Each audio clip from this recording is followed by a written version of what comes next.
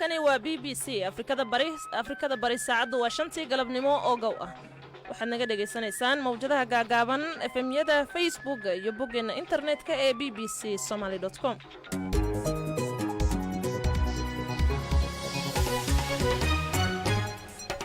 waa galabnimo talaada ah 15 bisha Maarso ee sanadka 2022 barnaamijkuna waa barnaamijkii dunida iyo maanta oo anigoo ah Kawthar Maxamed Cabdullaahi ee idin la socodsiin doona qodobada aad ku maqli doontaanna waxaa ka mid ah doorashada kuraasta golaha shacabka ee koonfur galbeed oo la soo gabagabeeyay haddaba taasi maxay ka dhigan tahay taas waxay ka dhigan tahay in doorashadii Soomaaliya la qorsheynay in manhajyadii loo dejiyay sidii loo raacay oo maanta uu soo gabagaboobay waxay kaloo ka dhigan tahay in loo sii dhawaanayo doorashadii gudoomiyaha baarlamaanka iyo ku-xigeenadiisa waxay kaloo ka dhigan tahay in doorashadii madaxweynaha naftarkeeda in lagu dhiirido marka in jadwal loo sameeyo doorashada maamul goboleedka Galmudug oo iyana lagu wado in maanta la soo gabagabeeyo Ilhaan Cumar oo sheegtay in aanan la aqbali karin daahida doorashada Soomaaliya maayarka magaalada Kiev ee Ukraine oo sheegay in magaaladaasi wajahayso xaalad adag sidaas awgeedna lagu soo rogi doono bandow Sacuudiga oo dib u furay dhoofka xoolaha Soomaaliya maxay tahay faa'iidada talaabadan ugu jirta shacabka Soomaaliyeed faa'iido weyn ugu jirta dhammaan shacabka Soomaaliyeed laga soo bilaabo ninka neefka xoolaha iska leh ilaa ninka ugu dambeeya oo ganacsadaha oo dhoofinaya marka waa garan kartaa shaqo abuurka arintan waxay qayb ka qaadanaysaa amniga dalka dad badan shaqo abuur u abuurmaya dad badan ayaa qutulyoonkooda ka heli doona barnaamijka waxa kale oo aad ku maqli doontaan ninkaana warkaanu haynaa wuxuu noo sheegayaa aanu tallaabo la socnaa hadda in niman ay saaxiibo yihiin oo koonfurta jooga oo berigii horeba lagu xaman jiray inuu afhayeenu yahay inuu u tegey nimankaasi waa ururada koonfur ka jira waa Somaliland oo sheegtay in sheekha caanka ah ee Sheekh Aadan Sunne uu u baxsaday dhanka koonfurta Soomaaliya Kenya oo qiimo kordhin ku samaysay shidaalka qodobadaas iyo kuwa kale oo faahfaahsan iyo wararkii ciyaaraha ayaad ku dhageysan doontaan barnaamijkeena dunida iyo maanta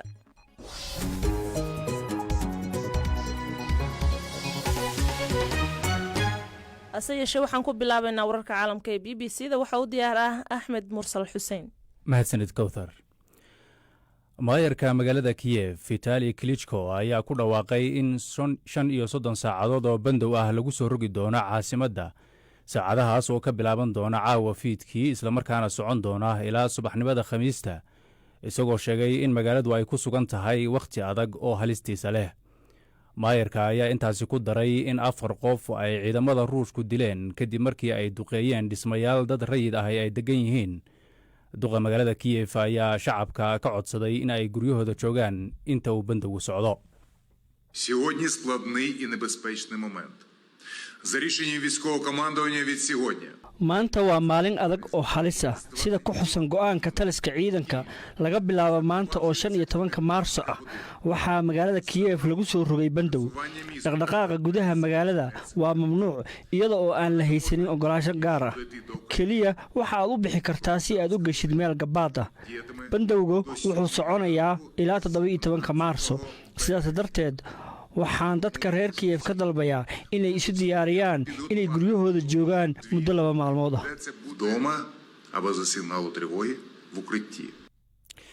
saraakiisha Ukraine ee qaabilsan difaaca caasimadda ayaa sheegay in ciidamadoodu ay markaasi u dagaalamayaan sidii ay magaalada u ilaalin lahaayeen oo ay uga ilaalin lahaayeen madaafiicda Ruushka waxayna intaas ku dareen in magaaladu ay leedahay goobo ciidamada soo duulay ka hor istaagaya in ay gudaha u galaan magaalada oo uu ka mid yahay webiga Dnieper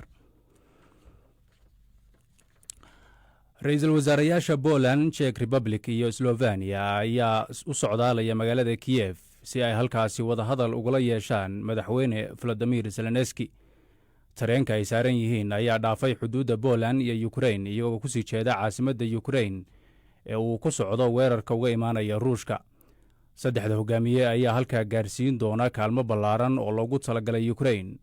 Ra'iisul wasaaraha Poland Mateusz Morawiecki ayaa qoraal uu soo dhigay Facebook ku sheegay in waqtigan muhiimka ah ay dunida waajib ku tahay in ay joogaan goobta taariikhda laga samaynayo waa sida hadalka uu dhigay afayeen u hadlay midowga Yurub ayaa sheegay in madaxweynaha golaha Yurub Charles Michel uu garowsaday baahida loo qabo in la taageero Ukraine balse waxa uu tilmaamay khatarta amni ee safarkaas oo kale uu yeelan karo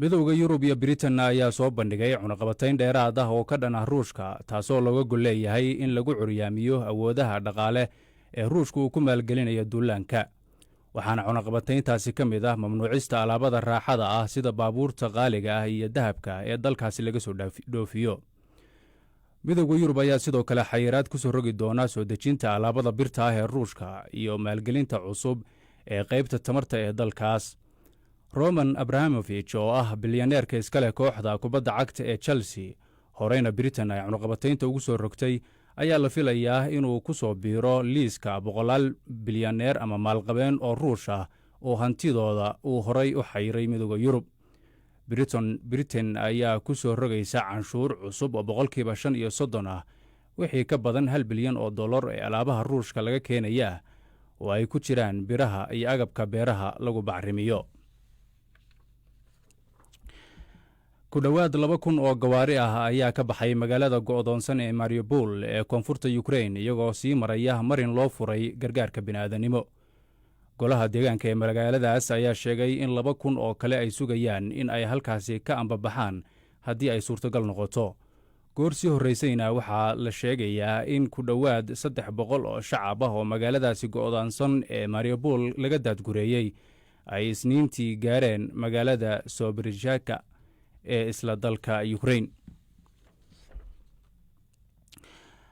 madaxweyne Zelensky ayaa sheegay in Ukraine ay u baahan tahay damaanad amni oo la isku halayn karo oo u shaqaynaysa Ukraine iyo sidoo kale beesha caalamka hadalkiisa ayaa imaanaya iyadoo uu socdo wadaxaajoodyo dhinacyada metelaya Ruushka iyo Ukraine iyadoo markaasi qaab muuqaal ahna ay uga wada hadlayaan suurtagalnimada ah in xabad joojin la gaaro hadda ka hor la taliyihiisa ugu sarreeya ayaa sheegay in dagaalku uu yahay mid sudgooyo ku ah wadahadallada Oleski Aristyof ayaa sheegay inuu markaasi jiri doono heshiis lala galo Ruushka ama weerar cusub oo Ruushku sameeyo oo markaasi ay ku xigi doonaan wadahadallo kale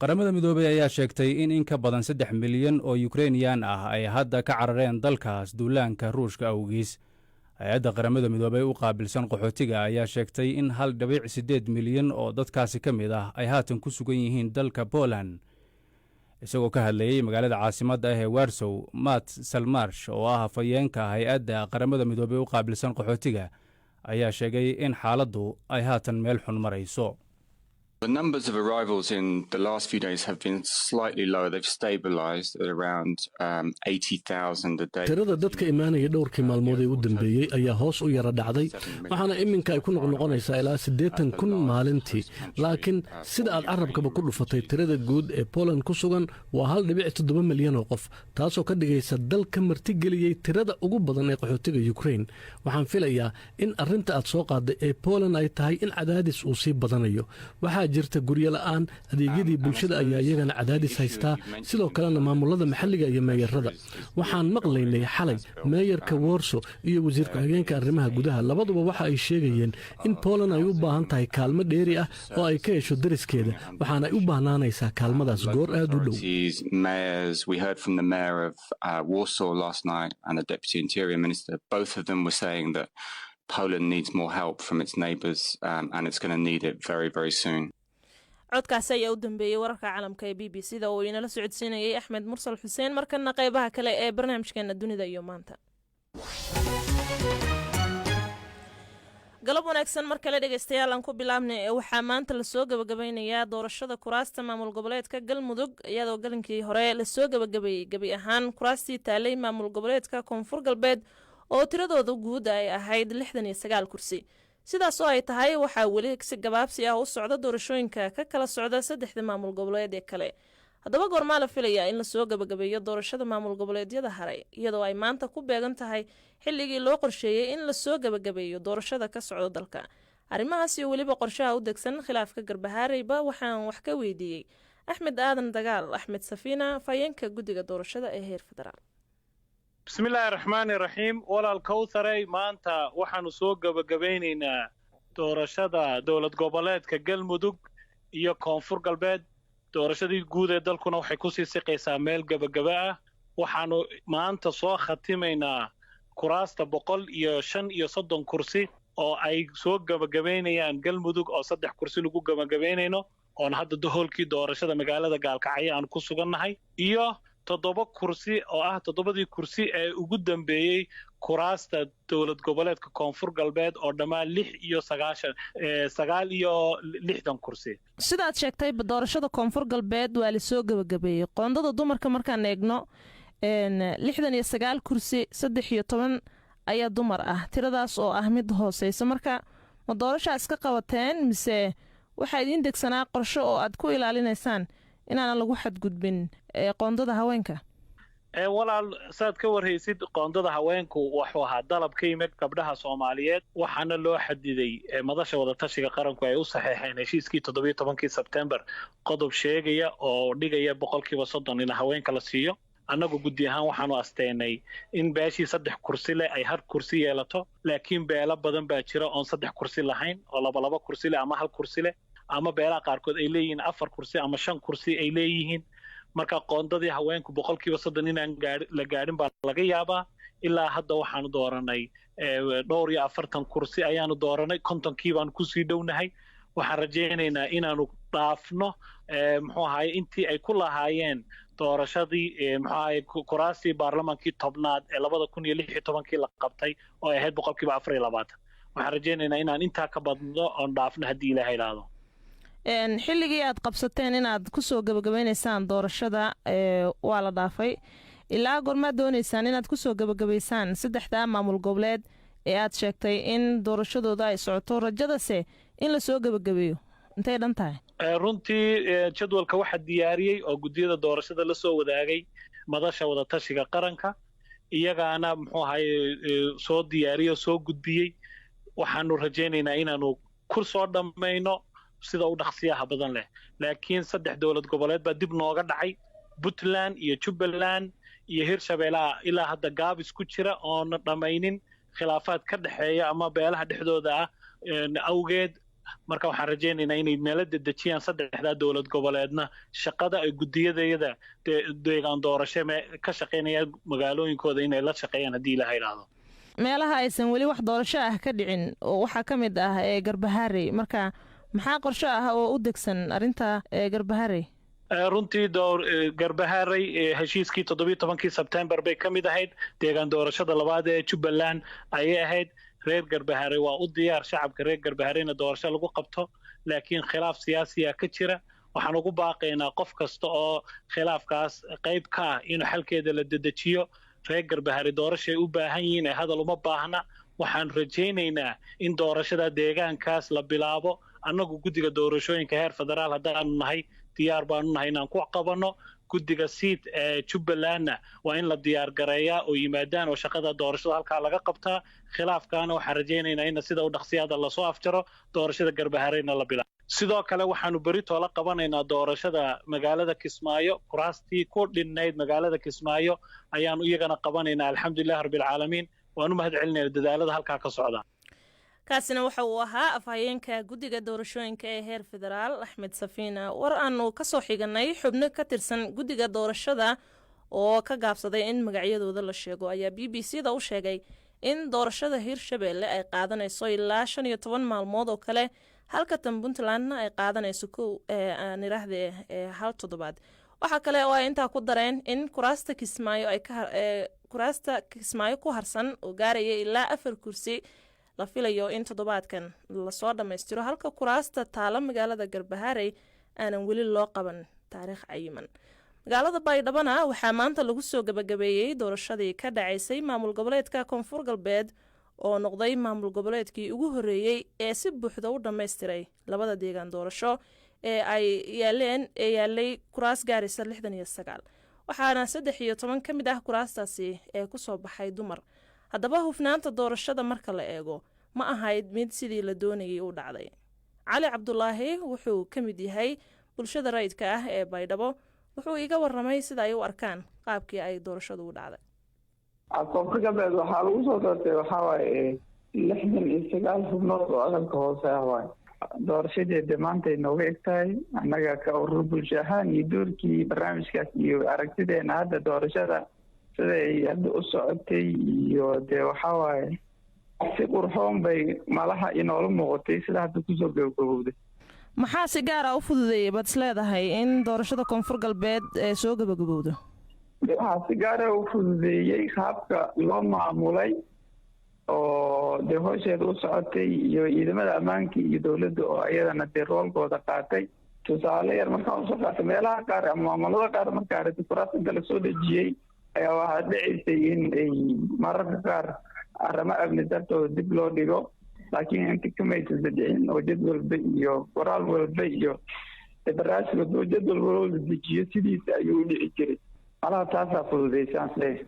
waxyaabaha fududeeyey markaan ka soo tagno intii ay socotay doorashada koonfur galbeed maxaa caqabado ah oo kuu muuqday?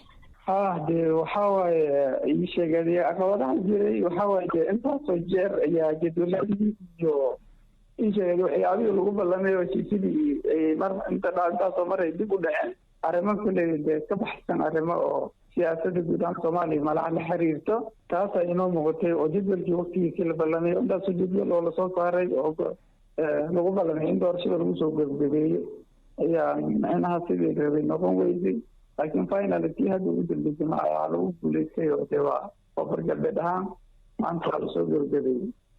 maxaanu ka ognahay haweenka ku soo baxay kuraastan lasoo gabagabeeyey? dhanka haweenka de maanta ugu dambeyso 2 haweenoo ku jirtay. marka tirada dee la rabay koley tii oo qoonda ahaan markii la yidhaaho waxaa inoo muuqday inaan weli la gaarin oo tiradii la rabay marka la fiiriyo, laakiin haddana number aada u wanaagsan ayaa hadda la marayaa. marka isheg adiga waxaan leenahay haddii mar wax la qabtay oo wax la sameeyey inta kalena uu guuleysan doono oo doorashooyinka dambe iyo waqtiyada ayagana ay hergeli doonaan. doorashada kuraasta golaha shacabka ee koonfur galbeed hadda waa la soo gabagabeeyey, marka taa maxay ka dhigan tahay? dee taas waxay ka dhigan tahay in doorashadii soomaaliya la qorsheynaya in mehna jadwalkii loo dejiyey sidiisii loo raacay oo maanta uu soo gabagaboobay. waxay kaloo ka dhigan tahay in markaan ii sheegay maadaama maamul goboleedka koonfur galbeed tirada ugu badan la rabay xildhibaana soo doorto markii loo fiiriy maamulada kale aydan ay soo gabagowday in maanta ay haddana waxay ka dhigan tahay in tirada ugu badan xildhibaan oo la doortay ay jiraan oo number fiican ilaa hadda la gaaray oo 200 la maraayo. waxay kaloo ka dhigan tahay in loo sii dhowaanayo doorashadii gudoomiyaha baarlamanka iyo ku-xigeenadiisa. waxay kaloo ka dhigan tahay in doorashadii madaxweynaha naftarkeeda in lagu dhiirido marka in jadwal loo sameeyo oo la yidhaaho maalhebleata markaas doorashadii waa la qaban karaa. maamulada kale ee dalka ka jirana maxay uga dhigan tahay? maamulada kale oo dalka ka jirana waxay uga dhigan tahay maadaama uu maamul goboleedkii ugu tiro badnaa hooshiisa soo dhamaystay ayagii oo ka yaraan aanay weli u hergelin. marka dee inay ku daydaan oo iska soo bareejeeyaan oo dee sida iyo gafada iyo waxyaabaha dadkan eedeysaan malaha inay kule saas ay la tahay. cali cabdulaahi oo ka mid ah bulshada rayidka ee baydhabo ayuu kaasi ahaa uu iiga warramayey bal sida ay u arkaan qaabkii u dhacday doorashada koonfur galbeed. halkani waa b b c. b b c waxaad ka heli kartaa wararkii ugu dambeeyey ee soomaaliya iyo caalamka oo dhan maalin walba. qodobo kale ee inoo soo socda oo ay ka mid tahay sacuudiga oo dib u furay dhoofka xoolaha soomaaliya, balse markan isla wararka doorashooyinka dadban ee soomaaliya ayaan ku jirnaaye ayadoo uu maanta ku egyahay wakhtiga kama dambaysta ah ee la isku raacay in lagu soo gabagabeeyo doorashada baarlamaanka ee soomaaliya ayaa guddiga xaqiijinta qoondada haweenka ee 30% waxay walaac ka muujinayaan in tirada haweenka loo qoondeeyey aysan soo bixi doonin.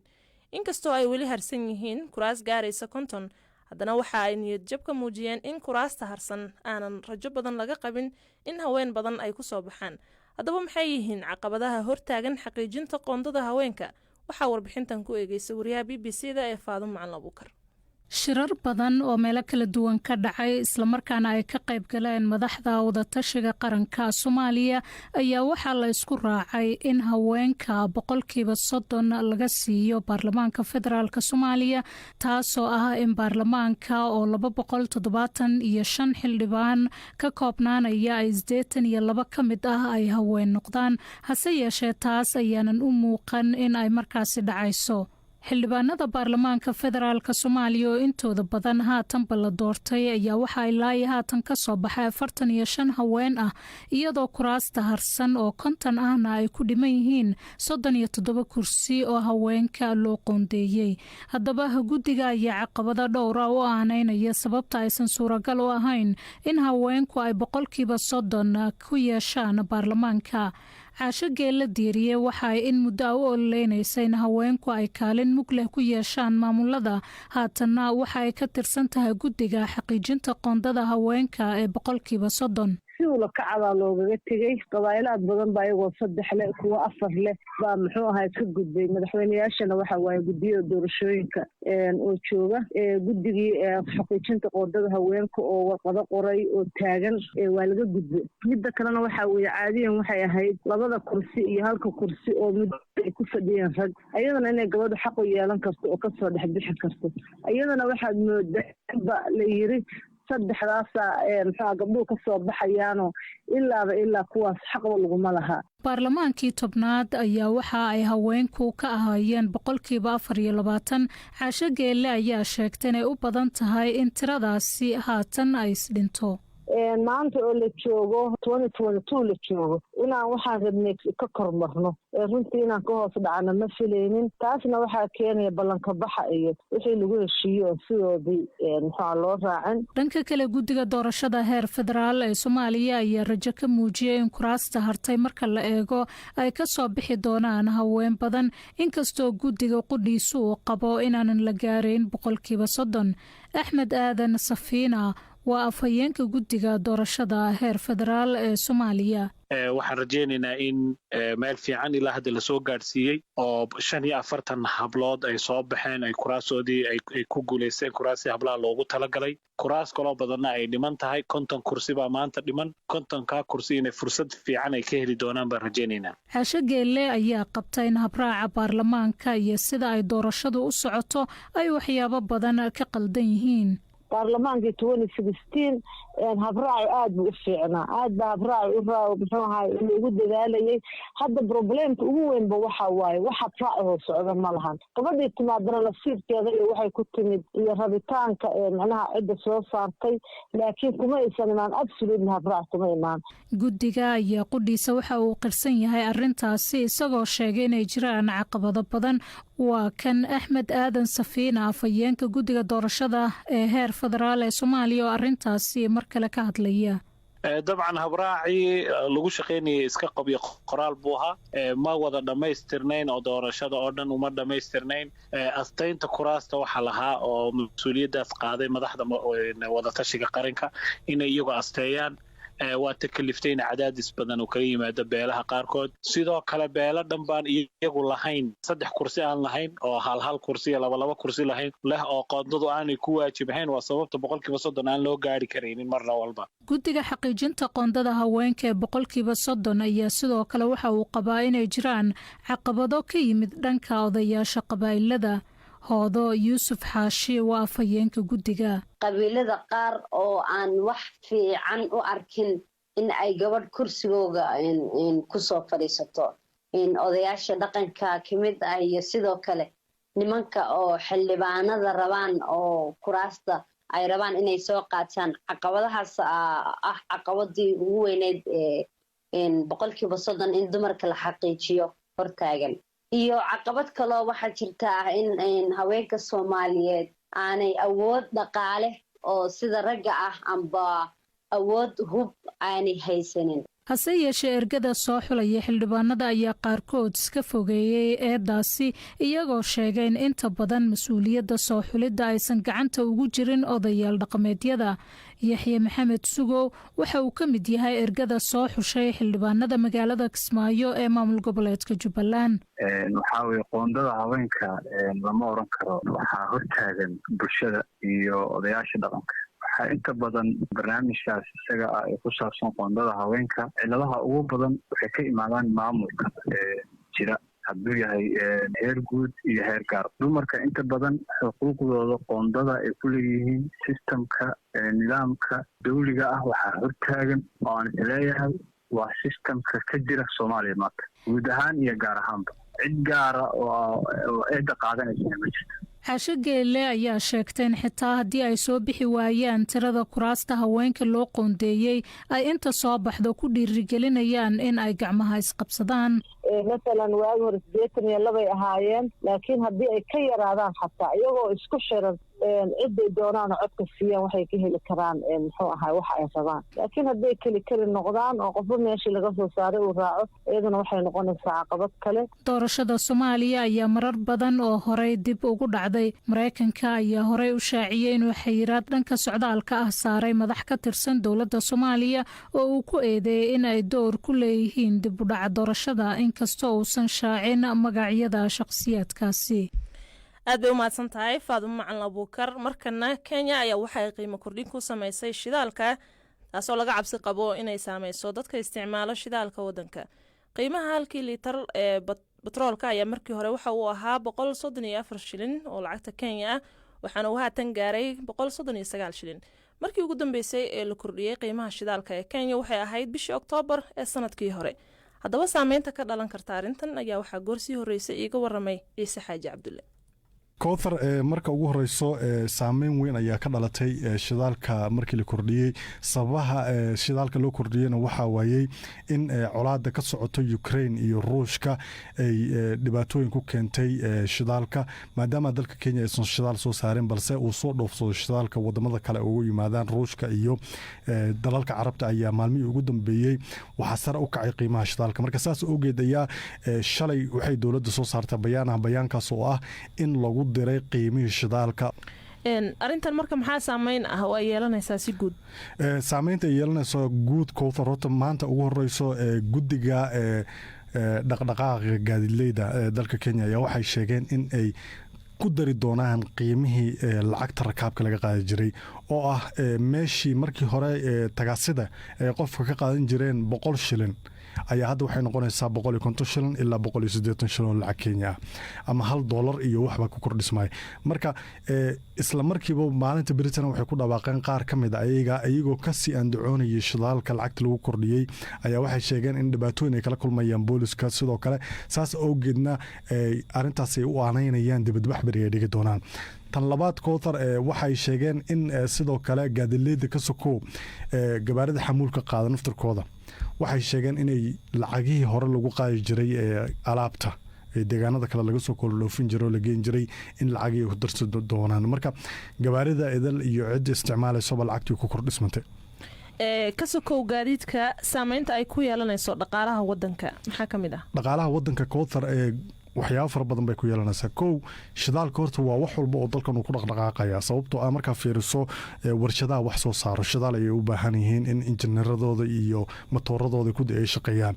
marka saa awgeed baa lacagtii 5 shilin ama ku kordhisantay lacag Kenya ee 5 senti ah waxay saameyn ku yeelanaysaa waxyaabaha shirkadahaasi ay soo saarayaan. saliidda cuntada ka mid ah waxaa ka mid ah sokorti la shiidayay waxaa ka mid ah booshada waxa loo yaqaano ee dalkan Kenya aad loogu isticmaalay ogaalida loo yaqaano ee la riiqaya ee la hagaajinaya marka kadibna suuqa la geenaya in laga soo qaado warshadii oo banaanka la keenay naftirkeeda waxay u baahan tahay gaari inuu soo qaado marka lacagta ku kordhismayso. marka meeshii aad ku qaadan jirtay $50 waxa ku qaadan jirtay haatan waxa laga yaabaa inay gaarto $60 waxaana kamid ah saliidda cuntada. marka fiiriso ka hor shidaalka intaan lagu darin maanta waxay ahayd 5800 shilin oo lacag Kenya waa $58. maanta suuqa waxay ka maraysaa saliidda cuntada ah $60 ayay ka maraysaa. haddii sanay ku sii socotona bisha Ramadaan ay soo dhowdahay maalmaha soo socda waxa laga yaabaa saliidda cuntada lagu karsado 20 litir kan ka hadlayna waxa laga yaabaa inuu gaaro $80 oo lacag Kenya. korontada la isticmaalayo dalka Kenya ma aha dal koronto dhaliyo. marka goobo yar yar ayaa koronto laga dhalay inta kale magaalooyinka kale waxay ku tirsan yihiin Wajeer iyo Mandera waxaan ka ahayn gaarso korontada guud ay ku xirneen generator ay ku xiran tahay. marka matooradaas waxay u baahan yihiin shidaalka isna naftirkiisa markii la kordhiyo qiimihii korontada ee dadka ay u baahnayaan ay isna sare u kacay. Ciise Xaaji Cabdulle aad buu u mahadsan yahay. Afrikada Bari saacadu waxay ku sii shaqeysaa 5:00 xiliyadan oo kalena waxaad nooga barateen inaan dib idin kugu celino qodobada warkii dunida. Axmed Mursal Xuseen ayaa u diyaara.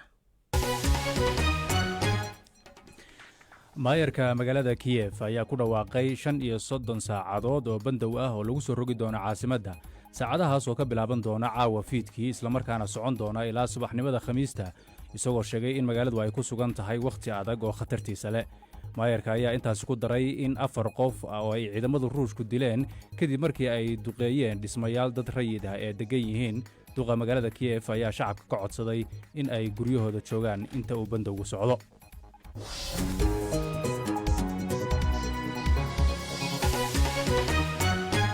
axmed mursal xuseen aad buu u mahadsan yahay barnaamijka dunida iyo maanta ayaad dhegaysanaysaan oo qaybihiisa dambe aad ku maqli doontaan soomaaliya madaxweynaheedii wakhtigiis wuu dhammaaday hadda madaxweyne inay haysato caman maba aha sharci ahaan marka waa in aan ku dadaalnaa sidii ay soomaaliya ku heli lahayd madaxweyne la aqbali karo haddii madaxweynaha hadda joogo uu soo noqonayo haddii mid cusub la keenayaba waa ilhaan cumar oo sheegtay inaanaan la aqbali doonin daahidda doorashada soomaaliya waraysi ayaan idinkaga haynaa balse markan madaxweynaha jamhuuriyadda gooni-sutaageeda ku dhawaaqday ee somalilan muuse biixi cabdi ayaa sheegay in somalilan ay ka jirto dimuqraadiyad la mid ah tan dalalka waaweyn ee caalamka madaxweyne biixi oo xalay khudbad ka jeedinayay dalka maraykanka ayaa dhanka kale gebi ahaanba meesha ka saaray suurtagalnimada ah in soomaaliya iyo somalilan ay dib u midoobaan faahfaahinta warkaas waxaa inoo haya axmed badar madaxweynaha jamhuuriyadda iskeeda ugu dhawaaqday madax banaanida ee somalilan ayaa waxa uu jeediyey khudbad dhinacyo badan taabanaysay khudbadda madaxweynaha uu xalay ka jeediyey kulan uu soo qabanqaabiyey machadka the heritage foundation ee dalka maraykanka ayaa waxa uu si weyn uga warbixiyey marxaladihii ay somalilan soo martay iyo caqabadihii ay ka soo gudubtay madaxweyne biix ayaa farta ku fiiqay in somalilan ay ku tallaabsatay horumaro dhinacyo badan ah gaar ahaan dhanka dimuqraadiyadda musabiix ayaa dhanka kale sheegay in wadahadaladii u dhexeeya soomaaliya iyo somalilan ay guuldaraysteen isaga oo eedda u xambaariyey madaxda dowladda federaalk ee soomaaliya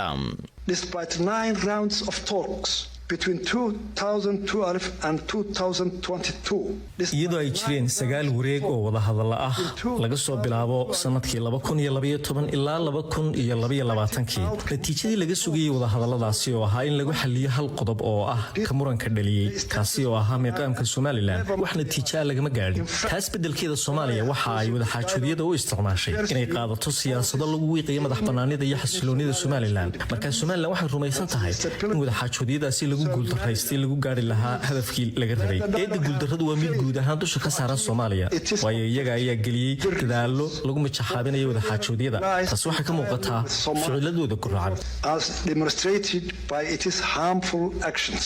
madaxweynaha somalilan muuse biixi cabdi ayaa carabka ku adkeeyay in marnaba aysan dib u midoobi doonin soomaaliya iyo somalilan waxa uu xusay in marka taariikhda dib loo eego ay ahaayeen laba dal oo midoobay islamarkaana imika ay yihiin laba dal oo kala baxay somalilan and somalia will not join and will not be again will not share a union somalilan iyo soomaaliya weligood dib u midoobi maayaan hadda iyo mustaqbalka midnaba sababtoo ah fikirkayaga ayaa kala duwan kuwa muqdisho ku sugan tan iyo sanadkii 1960 ilaa iyo maanta 30 sano ayaanu midaysnayn isla markaasina 30 sano labada dhinacba waxa uu ku ahaa mid adag waxaa jiray dagaal gudaha ah 1960 waxa la diiday dastuurkii afgembi ayaa dhacsoobay 1961 kuwa muqdisho ku sugan ilaa imika maanta waxay rumaysan yihiin oo maskaxdooda ka guuxayeen somalilan ay tahay gobol yar oo ka tirsan Soomaaliya waxay iska indhatirayaan taariikhda ah in aan ahaan jirnay laba dal oo madax bannaan oo si iskooda u midoobay laakiin qaar badan oo kamid ah dadka muqdisho ku sugan taas ma rumaysna marka ma jirto qaab Somaliland marnaba ay ku aqbalayso inay Soomaaliya la midoobaan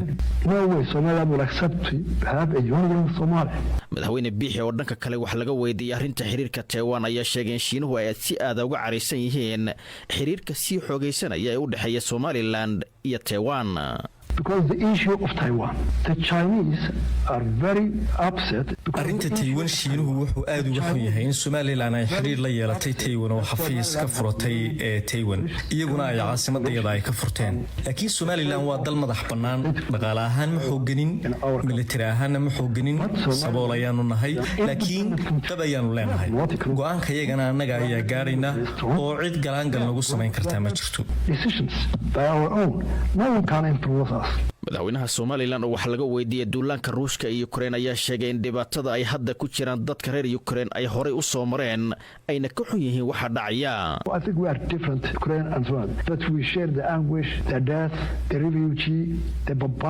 waxaan u malaynayaa ukrein inaannu kala duwannahay laakiin waxaannu wadaagnaa dhibaatada dhimashada qaxootiga duqaymaha iyo dhammaanba arrimahaasi waannu wadaagnaa islamar ahaantaasina khibrad wanaagsan ayaannu u leenahay oo dadkii ugu horreeyey ee dhibaato caynkan oo kale ah la kulmay ayaannu nahay marka waannu dareemaynaa waananu ka xunnahay mana taageerayno in duqaymo lala beegsado magaalooyin dumar iyo caruur taasi dagaal ma ahee waa xasuuq. madaxweynaha jamhuuriyadda iskeeda ugu dhawaaqday madax banaanida ee somalilan iyo wafdi uu hogaaminayo oo casuumaad ka helay hay-adda The Heritage Foundation ayaa iminka booqasho ku jooga dalka maraykanka waana booqashadiisii ugu horreysay uu ku tago dalka maraykanka. madaxweynaha ayaa inta uu ku sugan yahay dalka maraykanka waxa uu sidoo kale kulamo la qaadan doonaa jaaliyadda somalilan ee dalkaasi maraykanka. oo u mahadsan yahay axmed badar oo inala socodsiinayay warbixintaas. markana sida warka caalamka baad ku maqlayseen, maayarka magaalada Kiev ee caasimadda Ukraine ayaa sheegay in bandow soconaya muddo 35 saacadood ah lagu soo rogi doono magaalada caasimadda ah. bandowgaas oo bilaaban doona galabta oo talaado ah niraahday kuna eg subaxa khamiista. waxa uu ka digay in magaaladu wajahayso xilli adag oo leh khatarteeda, isagoo intaa raaciyay in saaka 4 qof lagu dilay duqeynta ruushka oo lala eegtay xaafado ay dad rayid ah degan yihiin. ruushka ayaa weli duqeymo ka wada dalka Ukraine xilli duulaankana uu galay maalintii 20aad. gantaalo ayaa lagu garaacay dhismooyin ku yaala caasimadda Kiev, khasaare ayaana ka dhashay. waxaana socdo dadaalo gargaar lagu gaarsiinayo shacabka Ukraine. haddaba wararkii ugu dambeeyay waxaa inoo haya Mucaawiye Maxamed Buraale. duqeymaha ruushka ayaa subaxnimadii maanta burburiyey guryo ay dad badan degan yihiin oo ku yaala caasimadda Ukraine ee Kiev. waxaana dhintay 2 qof markii gantaallo ay ku dhaceen dhismayaasha, sida ay sheegtay laanta gurmadka degdega ee Ukraine. dagaal ayaa ka socda magaalada Irbin oo 5 kiiloomitir u jirta caasimadda, waana goob istaraatiiji ah. ciidamada ruushka ayaa waxay ku guuldarraysteen inay ka soo tallaabaan webiga Irbin oo noqday dhufays dabiici ah si aan loo qabsan Kiev. Ukrainiyiinta waxay qarxiyeen buundooyinka halka ciidamada ruushka laga hor istaagay inay adeegsadaan buundooyin macmal ah oo dul sabeeya biyaha si ay uga soo tallaabaan halkaasi. hay-adda caafimaadka adduunka ayaa sar u qaadaysa dadaalada ay ku caawinaysa malaayiin qof oo ka soo qaxay dagaalka Ukraine iyo dad kale oo ku barakacay gudaha dalkaasi.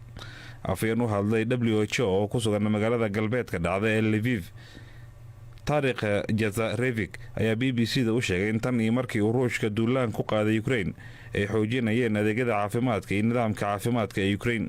There are 1,000 health facilities waxaa jira ilaa iyo 1,000 xarumood oo kuwa caafimaadka kuwaasoo bartilmaameedyo deegaankaas ku yaalla ah, halkaasoo gacan ku hayntu ay isbedeshay ama u dhow safafka dagaalka.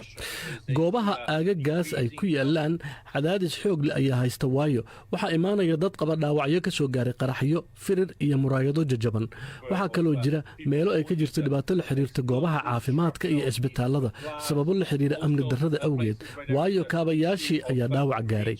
waxaa kaloo jira meelo ay dhibaato korontada la xiriirta ka taagan tahay.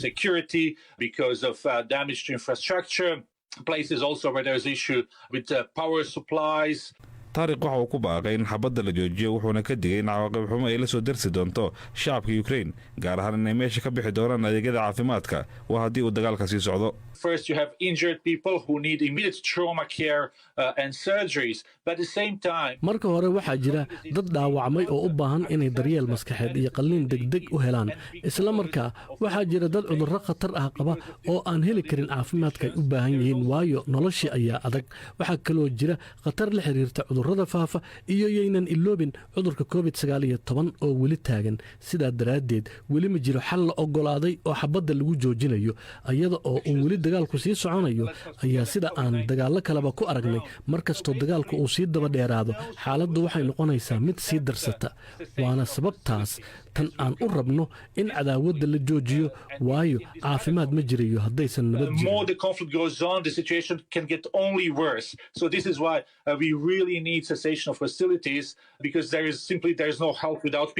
dhinaca kale, ra-iisul wasaarayaasha Poland, Czech Republic iyo Slovenia ayaa u safraya Kiev si ay ula kulmaan madaxweynaha Ukraine Volodymyr Zelensky. waxaana safarkan ay madaxda ugu leeyihiin sidii midowga Yurub uu xaqiijin lahaa madaxbannaanida Ukraine. madaxweynaha Ukraine waxa uu sheegay in ruushka uu ogaaday haatan in wax guul ah uusan ka gaarin dagaalka. zelenski waxa uu sidoo kale sheegay in haddii ay gacanta ku dhigaan ciidamada ruushka ay si wanaagsan ula dhaqmi doonaan. midowga yurub wuxuu xoojinayaa cunaqabataynta lagu soo rogay ruushka si dhaqaalihiisa loo culiyaamiyo kadib duulaanka uu ku qaaday Ukraine. mucaawiye maxamed buraale aad buu u mahadsan yahay. markana wararka doorashada Soomaaliya ku soo laabanay xildhibaanada Ilhaan Cumar oo ka tirsan aqalka Koongareeska ee Mareykanka ayaa ku boorisay hogaamiyayaasha Soomaalida in ay ka dhabeeyaan qabashada doorashada madaxweynenimada ee Soomaaliya. Ilhaan ayaa sheegtay in aanan wax la aqbali karin tahay daahida doorashada. wariyasiyaad Siciid Saalax ayaa Ilhaan la yeeshay waraysi dhinacyo badan taabanaya xilli ay xildhibaanada ka qayb galaysay kulan xariga looga jarayay mashruuc 17 milyan oo dollar ku baxaya oo la sheegay in ay ka faa'iideysan doonaan Soomaali badan kuwaas oo ku nool degmada laga soo doortay oo ka tirsan gobolka Minnesota. ugu horeyn waxa uu weydiiyay mashruucaasi. inta waxaan iskugu imaanay in aan u dabaaldegno fursad aan helnay in 17 milyan oo dollar districtigan aan u soo dhicino. saad u ogtahay sanad kasto federal governmentiga lacagyaal badan qof kasta districtigiisa loogu talagalaa. marka waa markii ugu horeysay aan fursad u helnay in lacagtaan aan keenno. Ilhaan, goobtan hadda aan ku sugannahay dabadeeda waxaa taagan macallimiinta magaalada Minneapolis oo dibadbaxaya shaqo joojina sameeyay. sidee u aragtaa? waxaan rabnaa macallimiin oo diyaarsan, waxaan rabnaa macallimiin oo ciyaalkeena wax bari karo, waxaan rabnaa ciyaalkeena inay fursad helaan galaaska ay ku jiraan, in ma rabno 40 qof ama 50 ciyaal hal galaas cunug wax ma baran karo. marka waxaan ku dadaalaynaa in ciyaalka galaaskaasi ku jiro inay noqdaan ciyaal wax la bari karo oo macallimiintana ay wax bari karaan. marka macallimiinta inaan taageerno waaye because ciyaalkeena u dagaaltamayaan. aan ka baxno Minnesota iyo degmooyinka laga soo doorto waxaan u gudbaynaa qaybta arrimaha dibadda oo aad Koongareeska aad ka tirsan tahay. waxaad si adag uga hortimid dhawaan shakhsiyan in ruushka cunaqabateen adag la saaro. maxaad ku sababaysay waliba qaybta ka iibsiga shidaalka? dada waxay aaminsan yihiin in ruushka aanan oil aanan ka gadanin. waxay dagaal ku hayaan Ukraine. waxay rabaan in Saudi Arabia aan more oil ka gadano. Saudina Yemen ay dagaal ku haysaa. aniga waxaan u fahansanahay haddii aad ay kula tahay in Saudi Arabia aad oil ka gadatid iyagoo 350,000 oo qof ka badan dileen Yemen, 2 milyan dad ay qaxooti ka dhigeen, 12,000 oo ciyaal yaryar ay dileen. weliba haddaad ka gadanaysid Saudi Arabia oil aad dhehaysid ruushka oo hadda dagaalkiisa bilowdayna oil ma ka gadanayno, aniga ilama aha wax oo la aqbali karo. waxaan aaminsanahay sharcigeena oo foreign policy ah inuu ahaado mid consistent ah. marka taa aan ka nimaano Ukraine dhexdeeda sidee ayaa loo arkaa sida xun oo loola dhaqmay dadka aan cadaanka ahayn ee dagaalka ka soo qaxaya? aad iyo aad dhalinyaro yaryar oo jaamacadaha dhigto oo Afrika iyo Asia ka imaaday Ukraine joogay way u diideen inay wadanka ka baxaan oo wadamada kale ay galaan. marka waa muhiim inaan ka hadalno because qof kasta oo qaxayo oo rabo nolol fiican in isku fursad uu helo waay. ma aha qofka kaliya cadaanka ah fursad in la siiyo. hadda waxaan filayaa midabta koorkaanayti ay dadka si fiican hadda u fahmeen in uu suubin doono immigration policy oo aad u fiican in the future. ugu dambeyntii Ilhaanay, haddii aan aadno Soomaaliya 25 Febraayo waxay ku ekeed waqtigii aad u qabateen in lagu soo gabagabeeyo doorashada kuraasta golaha shacabka ee baarlamaanka. ma dhammaan waxaad sheegteen in la cunaqabateen doono shakhsiyaadka loo arko inay is-hortaag ku sameeyeen hawshan. mana dhammaan maxaa idinka qorshaa marka arinta Soomaaliya iyo doorashadeeda? waa in aan aad uga dadaalnaa sidii Soomaaliya doorasho ay ku dhici lahayd. America waxaan dhahnaa anaga democracy dad aaminsanaan nahay, dad rabo qof kasta in uu fursad u helo in uu madaxweynahiisa uu doorto. Soomaaliya madaxweynaheedii waqtigiisa wuu dhamaaday. hadda madaxweyne inay haysato caman maba aha sharci ahaan. marka waa in aan ku dadaalnaa sidii ay Soomaaliya ku heli lahayd madaxweyne la aqbali karo. haddii madaxweynaha hadda joogo uu soo noqonayo, haddii mid cusub la keenayaba doorashay u baahan tahay wadanka. waxay u baahan tahay in maalin kasta aan gadaal loo dhigin doorashada. wadan kaleete waxaasba ka suurtageli lahayn, Soomaaliyana inay ka suurtagasho maaha. Ilhaan Cumar ayay taasi ahayd oo u waramaysay Siyaad Siciid Saalax. weli halkaad nagala socotaan waa laanta af Soomaaliga ee BBC-da.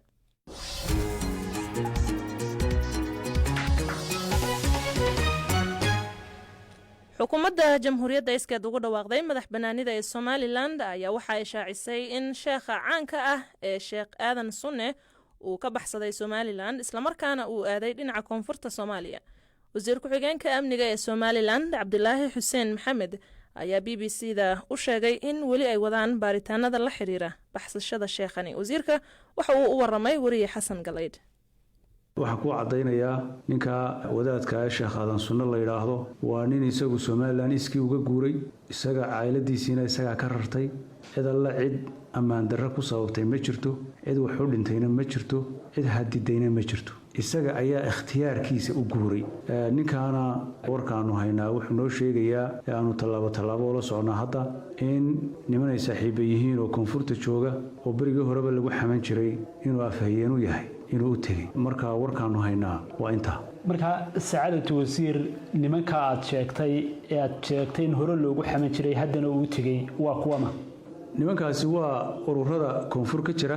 hadda baadhitaan xoog labaanu wadnaa. baadhitaankaasi wuxuu saamayn doonaa dhammaan cid alla cid kasta oo arrintaa ka taakulaysay sheekh aadan sunne inuu magaalada hargeysa ka guuro oo uu saaxiibadii lagu xaman jiray u tago. sidaa awgeed hadda waxaan jecelahay inaanan ka hor dhicin baadhitaanka. marka baadhitaanku dhammaado insha allah muddo gaaban waxaanu jecellahay inaannu miidiyaha oo dhan isugu yeedhno, aanu statement dhammaystiran halka uu maray iyo cidda uu tegey iyo halka uu ugu tegey iyo wax kasta inaannu idinla wadaagno. ma waxaad ula jeedaa in uu kooxda al-shabaab ku biiray? way dhici kartaa, inkastoo al-shabaab oo keliya aanay ahayn ururada ka jira ee koonfurta soomaaliya ka jira, laakiin waa mid ka mid a. sheekha imise qof ayaa raacay intaad adigu ogtahay? sheekha informationka hadda annagu aanu hayno ka hor dhici maayo, waataan idiin sheegay baadhitaanka waa socdaa, laakiin isaguna waa guuray, cayladiisii oo dhanna waa raray, waxba kama tegin. hooyadii waxaa informationka qaarkood ay noo sheegayaan in uu ilaa iyo waalidiintii kaxeeyey wixii ka noolaa. markaa xogtaad haysaan shiikhu goorma ayuu baxay? waataan kuu sheegaan ku hadda baadhitaan baa socda. dee marka uu baxayay haddii la og yahay de waa la qaban lahaa. ilaa ninku waxa lagu sii daayey damiin baa lagu sii daayey oo uu ku joogay. marka haddii ay laamaha amnigu ogaan lahaayeen xilliga uu baxayay waa la qaban lahaa, laakiin markuu baxay kadib waa la ogyahay halka uu maray iyo halka uu ka baxay iyo sida uu yeelay iyo halka uu saaxiibadii ugu tegey iyo halka uu cayladiisa geeyey, intaba waa la ogyahay. laakiin waxa aanan diidayaa inaan ka hor dhaco baadhitaanka. intaad ogtihiin iminka sacaadatu wasiir, alkuu kaga sugan yahay koonfurta soomaaliya? wararka na soo gaaraya waxay sheegayaan gobolka jubbada dhexe. sheekh aadan sunne muddo 4 goor ayaa la xidhay intaan xogta ku hayo. in badan uu caban jiro wuxuu odhan jiray waa la dabagalaa. suurtagal ma tahay in cadaadis dhinaca xukuumadda kaga yimi aawadeed uu waddanka uga baxay oo u baxsaday maadaama uu fikirkiisii halkan ka dhex sheegi kara waayay? waxaan isleeyahay arrintaasi ma jirto. somalilan dadka sharciga ku tunta in badan waa lala saayira, in badan waxaa la ysku dayaa in loo caqli celiyo oo aan maaragtay la fogeynin ama aan la fantaynin. laakiin sacaad wasiir 4 goor la xidhay baa hadal iyo afkaar uu aaminsan yahay un buu sheegayay. meel la odhan karo intaasiba caburin bay ahayd. waa inta dadka u muuqata. laakiin lamaha amnigu inta badan waxaa laga yaabaa inaanay cod keliya iyo hadal keliya iyo ra'yi keliya ku qaban ee ay arrimo kale oo waaweyn ku hayaan. waxaase laamaha amnigu waa sida dhakhtarka oo kale.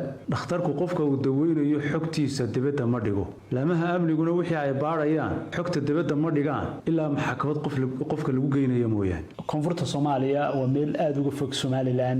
waxay isleeyihiin dhinaca dhulku maray ma dhinaca diyaaraddu ku tegey siduu? kole waxa iska cad inaanu diyaarad raacin, iska macruuf. diyaarad hadduu raaci lahaa waa la ogaan lahaa, waa la arki lahaa. laamaha amnigu meel walba waa taagan oo way ka warhayaan. meelo kale unbuu ka dusay oo waxaanu qiyaasaynaa inuu dhulka maray. wasiir ku-xigeenka amniga ee somalilan ayuu kaasi ahaa cabdilaahi xuseen maxamed oo u waramayey xasan galaydh. markan boqortooyada sacuudiga ayaa dib u fasaxday xoolihii soomaaliya laga dhoofin jiray ee loo iibgeynayay sacuudiga, kuwaas oo sanadihii u dambeeyey xayirnaa. arrintan ayaa timid kadib markii ay maanta labada dal magaalada muqdisho ku kala saxiixdeen heshiiska dib u furidda dhoofka xoolaha dalka. wasiirka xanaanada xoolaha ee soomaaliya ayaa b b c da u sheegay in tallaabadan ay timid kadib markii ay dadaal dheer iyo juhdi ku bixiyeen wasaaradda, madaxda dalka iyo ganacsatada qaar. soomaaliya si toosa xoolo uguma dhoofin sacuudiga tan iyo sanadkii 2016. haddaba faahfaahin intaasi dheer waxaan khadka telefoonka ku weydiiyey maxamed aadan macalim maxamed soomaali wasiirka xanaanada xoolaha dhirta iyo daaqa ee Soomaaliya. waa mahadsantiin b b c Soomaaliya. maanta oo bishii tahay 15 Maars 2022 waxaa ilaahay nagu guuleeyey dib u furidda dhoofka xoolaha Soomaaliya ee dalka boqortooyada Sacuudi Carabiya oo muddadii 5 sano u dambeysay xayirnaa dadaal dheer iyo juhdi adag oo wasaaradda iyo madaxda dalka iyo ganacsatada ay ku bixiyeen. maanta ayaan u dabaaldegnay dib u furidda dhoofka xoolaha Soomaaliya. xoolaha Soomaaliya marka hore waxaa lagu sheegay jirooyin, marka maxaa talaabo ah oo aad haatan ka qaadeen arintaas si loo dhoofiyo xoolo caafimaad qaba oo nidaamka waafaqsan? arinta xoolaha Soomaaliya oo jirooyinka lagu sheegay horta hay'ado kala duwan oo aan xog ogaal ka ahayn warbixin qaldan bixiyay. arrimahaasna wax badan ayaa iska bedelay, gaar ahaan maxaajirta ay ka dhoofaan xoolaha. dhammaan shuruudihii ay naga rabeen wasaaradda Sacuudi Carabiya ee biyaada protocolkii waa saxiixnay, ayaguna dhinacooda ay ka saxiixeen. marka waxaa xoolaha tagi doona Sacuudiga waa xoolo shuruudaas buuxinayo oo caafimaad qabo. xoolaheena Soomaaliyana waa ogtihiin waa xoolaha ugu wanaagsan adduunka, isla markaana organic. marka warar badan oo qaldan oo adduunka competition iyo challenge ka jira, laakiin waxaan filayaa caqabadahaas inaan ka baxnay guud ahaan dalka. waxaan ognahay in xilli abaar ah lagu jiro, xoolihii abaar bay la liitaan, qaarna abaartii baa laysay. marka xagee laga keenayaa xoolo tayo leh? Soomaalidu waa ogtahay oo waa xoolaaley, abaartana hadda ilaaha keena waa ka baxaynaa. xoolaha reer guuraagu xilligan oo kale markay abaaraha dhacaan oo kale waxay uga bixi jireen in xoolahooda ay iibiyaan, manaafacaad ka helaan, abaarta jirtana ay uga gudbaan. laakiin waxaan rajeynayaa mar haddii suuqii oo ka xirnaa, ninkii oo xoolo haystaba uusan lahayn suuq u iibgeysto, taas ayaa waxay sii kalifaysay in xaaladooda ay sii adkaadaan reer guuraagu. laakiin fursad ayay u tahay.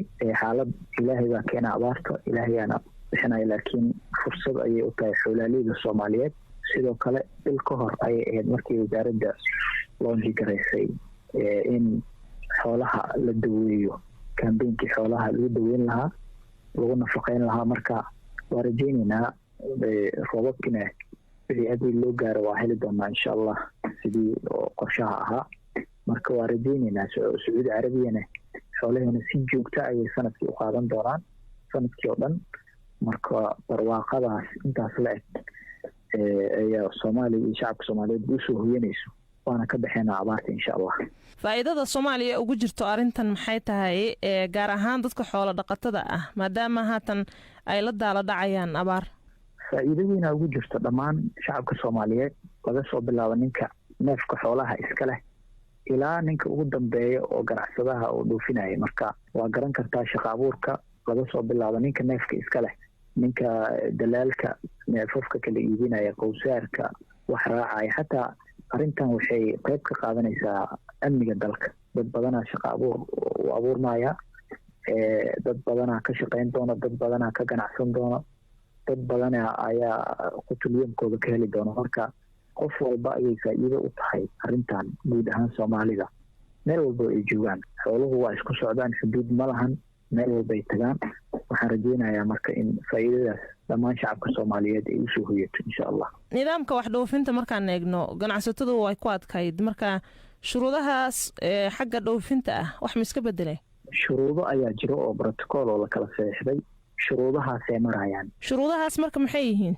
shuruudaha waa in maxjarka ee xoolaha ay ku jiraan 21 cisho, waa in la kontroolaa caafimaadkooda, waa in la baaraa, waa in kii xanuunsan laga saaraa, mid fiyo si loo dhoofiyo. dhaqaatiir ayaa jirta oo xanaanada xoolaha maxaajirta joogaan, waa dhaqaatiir license haysto. wasaaradduna waa kormeeri doontaa, kormeer guudi samayn doontaa. marka waxaa naga bixi doono oo maxaajirta ka bixi doono xoolo caafimaad qaba oo la jeegareeyey oo 21 cisho maxjarkaas joogay. goormaa la filayaa marka in xoolaha loo dhoofiyo Sacuudi Carabiya? sida qorshaha yahay systemka Sacuudiga waa la furay 5 cisho ka hor la furay. qof walba uu apply gareyn karaa intuu haysto, halkaasaa toos looga qaabilayaa. shuruudahaas oo maraya 21 cisho kadib way dhoofayaan xoolaheena insha allah. maxamed aadan macalin maxamed soomaali wasiirka xanaanada xoolaha dhirta iyo daaqa ee soomaaliya ayuu kaasi ahaa oo ii waramayay. wararkii ciyaarahana markan haddii aan eegno ciyaartooyda xulka qaranka ee soomaaliya ku matali doono tartanka afcon ee sanadka soo socda ee 2023 ayaa waxa ay ku sugan yihiin dalka Tanzania, halkaas oo dhowaan ay kulankoodii ugu horeeyay ee isreebreebka tartankaasi kula ciyaari doonaan Eswatini. dhanka kale waxaa la soo gabagabeeyay tartanka kubadda gacanta wiilasha ee Soomaaliya. arrimahaas oo dhan waxaa ka waramaya maxamed cumar baakaay oo ka faalooda ciyaaraha khadka telefoonka ee Muqdisho ayuu uga waramay. kootaray sida aan la socono dalka Djibouti ciyaartooyda xulka qaranka Soomaaliya wuxuu ahaa hooy ay ku qaabilaan tartamada caalamiga ama hoomkooda oo ay kulamadu markaa ku samaystaan burburkii iyo nabadgelyo darrada dalka Soomaaliya ka jirtay awgeed, taasi oo ay sanadkan aanay dhicin isreebka koobka Afrika ee 2023 ciyaartooyda xulka qaranka Soomaaliya haatan hoomkoodii ama ciyaartooyda koowaad waxay ku ciyaarayaan dalka Tanzania oo ay joogaan halkaasi oo ay ku kulmi doonaan 23 bishan Maarso koox ka socota Eswatini oo ah jasiirad markaa South Africa kamid ah oo isreebkana ku jirta oo labadan Soomaaliya iyo Eswatini ay tahay inay kala baxaan markaas la fili doona natiijada soo baxda. marka warka meesha ugu jiro wuxuu yahay in Soomaaliya sanadkan hoomkoodii ama kulankooda koowaad uu ka dhacayo dalka Tanzania. baakayo marka maxaan ka ognahay ciyaartooyda Soomaaliya ku matali doona tartankaasi ee koobka Afrika ee sanadka soo aadan? waxaa la xulay oo la soo dhameystiray waxa weeye qarankii Soomaaliya oo ay intooda badan ay yihiin qurba joog ciyaartooyda. 34 ciyaartooy ayaa laga kala keenay dalalka caalamka, Mareykanka, Ingiriiska ciyaartooy laga keenay, Finland, Talyaaniga. ciyaartooyda gudaha Soomaaliya waxaa laga qaatay 2 gool haye oo Qatar ah oo iyaguna qaranka saas Soomaaliya ku matali doona. waxaa hogaaminaya tababaraha waa dalka Hollandaise Dijon ayaa la yiraahdaa oo ciyaartooyda tababari doona. laakiin koofaray waxaa laga filayaa natiijo fiican bacdama tijaabay ciyaareen ciyaartooyda qaranka Soomaaliya ciyaartooyda Young Africa oo ay hal gool ku dhamaato babardhac oo waliba goolka ay ku hormareen xulka qaranka kubadda cagta Soomaaliya. marka kulankan ay Tanzania kula ciyaari doonaan xulka Eswatini Soomaaliya kooxdooda guul baa laga filayaa sida la qiyaasayo. dhanka kale sidaan la socono waxaa la soo gabagabeeyay tartanka kubadda cagta ee handballka ee Soomaaliya wiilasha, bal tartankaasina nooga waran cidda ku guuleysatay iyo sida uu u dhacayba. tartankan waa horyaal, waa wiilal 6 kooxood baa ka qayb galayay, wuxuuna ahaa sanadka 2021 iyo 2022 horyaalka Soomaaliya ee handballka. ciyaarta waxaa dhibcahaan urursaday oo 27 dhibcood horyaalka Soomaaliya handball ku noqday kooxda Gifting Star wiilashaasi. shalaytan waxaa la ciyaaray ciyaartii u dambeysay ee Horseed iyo Darija Sport 32 gool Horseed baa ku badiyay, Darijana 29 bay kaysteen. laakiin dhibcahaan waxaa Gifting Star ayaa noqotay horyaalka handballka ee Soomaaliya. kooxaha ka qayb galiyay waxay kala ahaayeen Gifting Star, Hegan, Horseed, Feero, Degadaha. waxayna soo bandhigeen ciyaar aad u wanaagsan, wuxuuna socday muddo 3 bilood ah magaalada Muqdisho. aad buu u mahadsan yahay maxamed cumar baakaay oo faahfaahinta warkaasi ina siinayay. ciyaaraha kale ee caalamka haddii aan eegno caawa waxaa dhacaya wareegii 16aad ee tartanka Champions League. waxaa wada ciyaari doona Ajax iyo Benfica, halka Man United-na ay la ciyaari doonto Atletico Madrid. lugtii ugu horeysay ama wareegii ugu horeeyay markaan eegno Man United iyo Atletico Madrid aggregate 1-1 ah ayay ku kala baxeen, halka Ajax iyo Benfica ay sidoo kale ku kala baxeen barbardhac 2-2 ah. wararka kale ee ciyaaraha haddii aan eegno tababaraha kooxda Liverpool ee Jurgen Klopp ayaa waxa uu sheegay inuu qorsheynayo in kooxda Man City uu ku cadaadiyo tartanka loogu jiro ama loolanka ay labada kooxood ugu jiraan inay ku guuleystaan horyaalka Ingiriiska ee Premier League. dhankiisa Klopp waxa ay 4 dhibcood ay ka hooseeyaan kooxda kale ee City uu hogaamiyo Pep Guardiola kadib markii ay dhibco lumiyeen Isniintii markii ay barbardhac eber ah la galeen kooxda Crystal Palace. Liverpool iyo Man City waxaa lagu wadaa in 10ka bisha April oo bisha soo socota ay ku kulmaan garoonka Etihad Stadium ee Man City, taas ama kulankaas oo loo arka mid durbaba la ogaan doono cidda ku guuleysan doonta tartankani Premier League.